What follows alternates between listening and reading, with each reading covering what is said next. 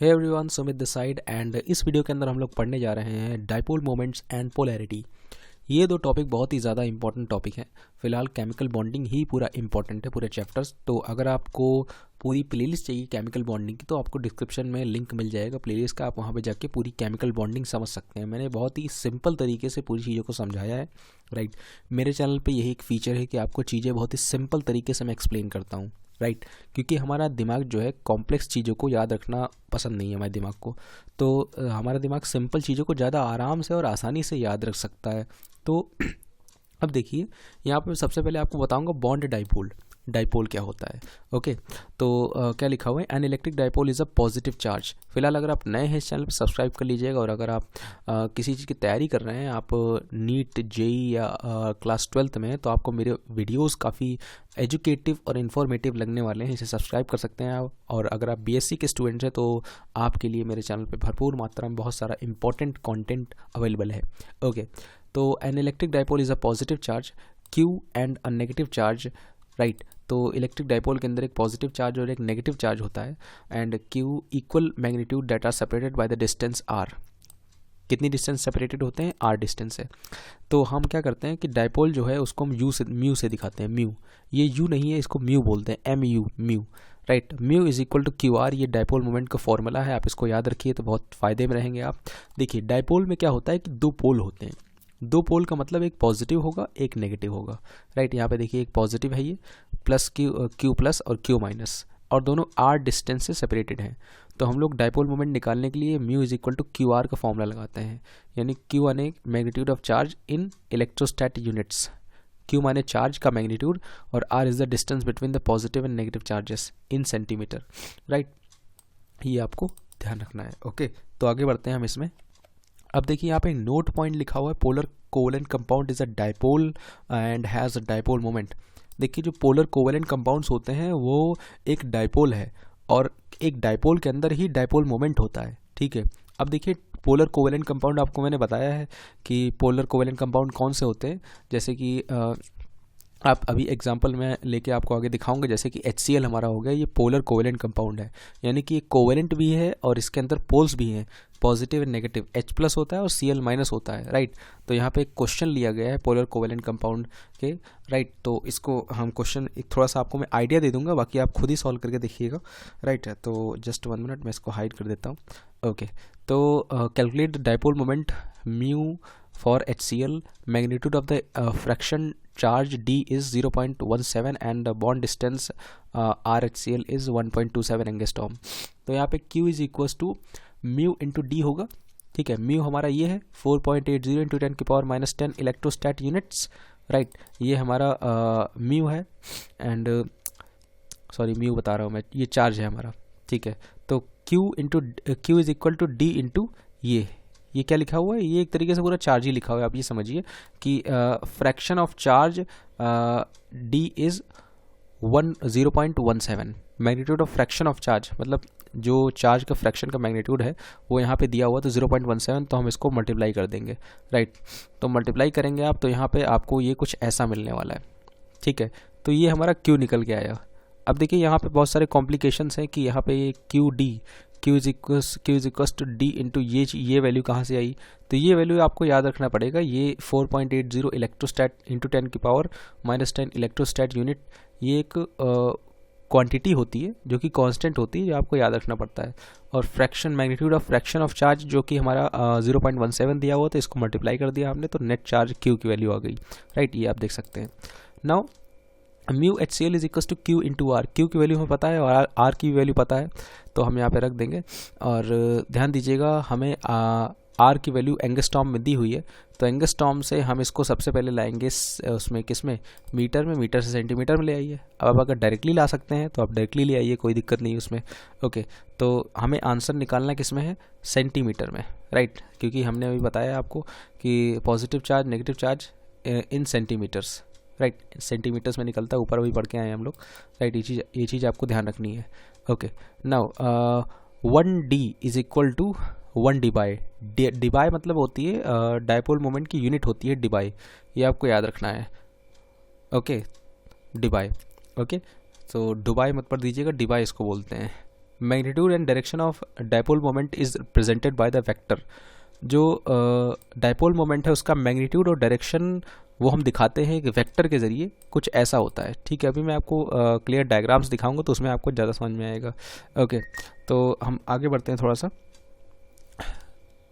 हम लोग दूसरे इस पे चलते हैं। देखिए पोलैरिटी के बारे में सबसे पहले आप समझिए अच्छे से।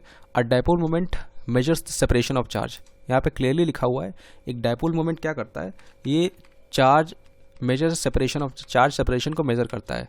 For one bond the bond dipole moment is determined by the difference in electronegativity between the two atoms, right? For a molecule overall dipole moment is determined by both the individual bond moments। एक molecule जिसमें अगर एक molecule है, एक molecule के लिए जो overall dipole moment है वो हम डिटरमाइन करते हैं by the both bond moments है। Okay, how these dipole are arranged in a molecular structure. अब ये डायपोल देखिए हम दो चीज़ें डिटरमाइन करते हैं बॉन्ड डायपोल, राइट। कौन कौन सी दो चीज़ों से? पहले तो देखिए यहाँ पे लिखा हुआ है the overall dipole moment is determined by both the individual bond moments and how these dipoles are arranged in molecular structure. Okay, polar molecules those with an appropriate dipole moment. देखिए पोलर मॉलिक्यूल्स वो होते हैं जिनमें plus minus होता है, अगर plus minus है तो उसमें डायपोल तो होगा ही। इंटरैक्ट विद इलेक्ट्रिक फील्ड, ठीक है, फिलहाल यहाँ तो सब ऐसी चीज़ें लिखी हैं। आगे बढ़ते हैं। Polar covalent bonds connect the two atoms with differing electronegativity.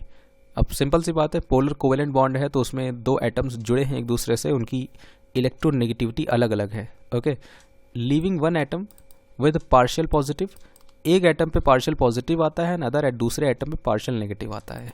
Okay, as the electrons are pulled towards more electronegative atom.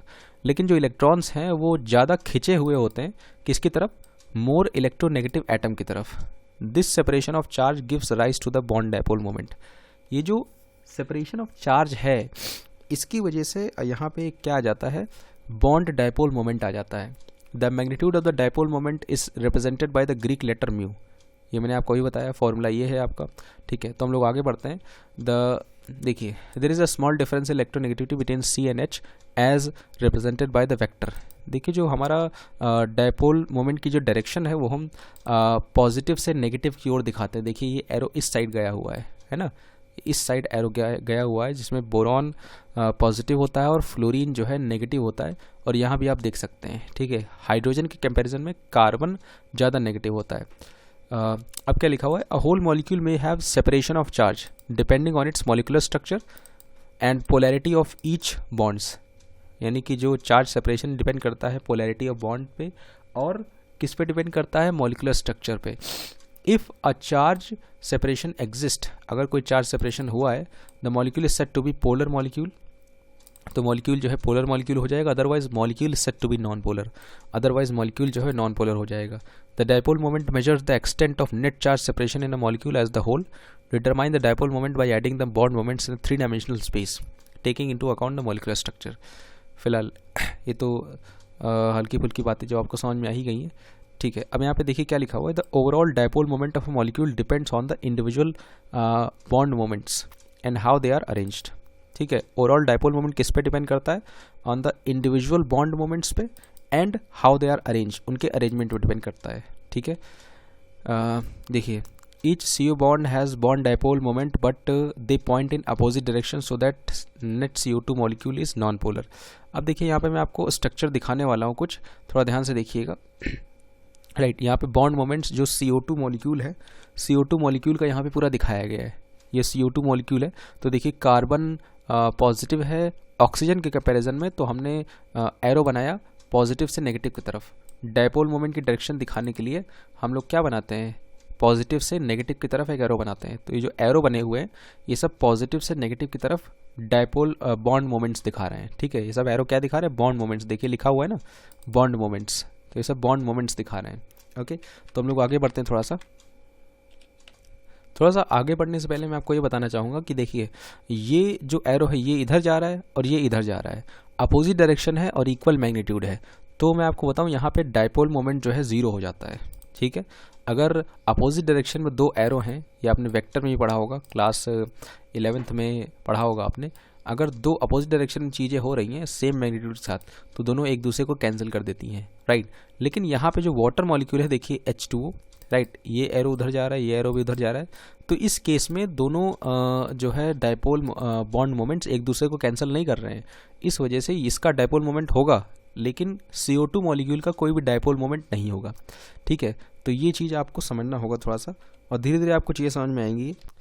अब आपको मैं सिंपली एक प्रॉपर्टी बताऊंगा प्रॉपर्टीज ऑफ पोलर मॉलिक्यूल्स की। Polar molecules tend to align when placed in electric field. Polar molecules एक दूसरे मतलब एक लाइन में आ जाते हैं जब उनको एक इलेक्ट्रिक फील्ड के अंदर रखा जाता है, with the positive end of molecule oriented towards the negative plate, यानी कि जो मॉलिक्यूल का पॉजिटिव एंड है वो नेगेटिव प्लेट की तरफ रखा जाए, end negative end towards the positive plate.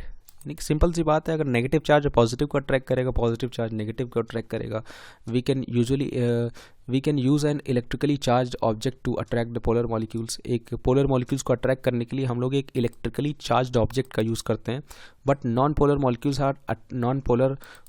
Are not attracted. Simple सी बात है, नॉन पोलर मॉलिक्यूल्स, इसमें पोल्स है ही नहीं, प्लस माइनस है ही नहीं, तो अट्रैक्ट तो होगा ही नहीं वो, राइट। तो also polar solvents are better in dissolving polar substances. जितने भी पोलर सॉल्वेंट्स होते हैं वो ये एक इम्पॉर्टेंट प्रॉपर्टी, इसको ध्यान रखिएगा, वो पोलर सब्सटेंस को आसानी से डिजॉल्व कर लेते हैं, ठीक है। पोलर सॉल्वेंट जो होगा पोलर सब्सटेंस को ही अपने अंदर घोलेगा या डिजॉल्व करेगा। Non polar solvents are better at dissolving non polar substances. Non polar solvents non polar को डिजॉल्व कर सकते हैं, ओके। तो आप इस बात को आपको ध्यान रखना होगा, राइट। तो यहाँ पे मैं आपको एक डायग्राम दिखाने की कोशिश करूँगा, जिसमें बहुत ही अच्छे से दिखाया हुआ है डायग्राम के ज़रिए कि कैसे जो है इलेक्ट्रिक फील्ड के ज़रिए जो है आपके आयंस अट्रैक्ट होते हैं। देखिए यहाँ पे ये क्या है, ये पॉजिटिव एंड है, ये नेगेटिव एंड है, हरा वाला नेगेटिव है, सफ़ेद वाला पॉजिटिव है। तो ये देखिए ये नेगेटिव प्लेट है, इसकी तरफ पॉजिटिव वाला पार्ट आ रहा है, और ये देखिए ये पॉजिटिव प्लेट है, इसकी तरफ नेगेटिव वाला पार्ट आ रहा है, राइट। तो ये चीज़ बहुत सिंपल सी, आप इस डायग्राम के जरिए बहुत ही क्लियरली आप समझ सकते हैं, राइट। तो ये पूरी बात थी डायपोल मोमेंट और बॉन्ड डायपोल के बारे में। आई होप आपको चीज़ें बहुत ही अच्छे से समझ में आई होंगी, और अगर चीज़ें बहुत अच्छे से समझ में आई हैं तो बहुत एक बार इस चार्ट को देखिएगा, आपको और भी अच्छे समझ में आएगा। यहाँ देखिएगा फॉर्मूला लिखा हुआ है, मॉलिक्यूलर ज्योमेट्री लिखी हुई है, पोलैरिटी लिखी हुई है, राइट, और एग्जाम्पल, ओके, एक्सेप्शन एग्जाम्पल्स तो यहाँ पे लिखे हुए हैं, राइट। तो ये देखिए ये बेंट जो कि वाटर का होता है, ओके, और पोलर होता है कि नॉन पोलर होता है, सब कुछ यहाँ पे दिया हुआ है, और इसकी ज्योमेट्री भी दी हुई है, ट्रायंगल, बाइपिरामिडल, जो कि मैंने ऑलरेडी एक वीडियो में पढ़ा रखा है बहुत अच्छे से, ओके। डिस्टॉर्टेड, टेट्राहेड्रल, ये सब कुछ आपको दिया हुआ है, और साथ में फॉर्मूला भी दिया, AB2 टाइप है, AB3 टाइप है, इन सबको मैंने एक्सप्लेन कर रखा है। पुराना वीडियो आप देखिए अगर आपको ये चीज़ नहीं समझ में आ रही है तो, ओके। तो चलिए मिलते हैं नेक्स्ट वीडियो में, और ये वीडियो काफ़ी शानदार नहीं आया तो उसका आप कमेंट सेक्शन में मुझे बताइएगा कि क्या चीज़ समझ में नहीं आई है, और उसका रिप्लाई मैं आपको ज़रूर करूँगा। Till then thank you for watching this video, and अगर आप मेरी कम्युनिटी का हिस्सा बनना चाहते हैं तो आप ज्वाइन बटन क्लिक करके मेरी कम्युनिटी को ज्वाइन कर सकते हैं। Thank you very much for watching this video.